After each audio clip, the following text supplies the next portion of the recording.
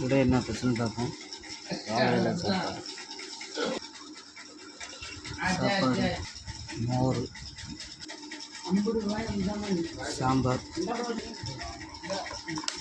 முட்டை குழம்பு, கோஸ் பொரியல், வாழைக்காய் கூட்டு, அப்பளம்.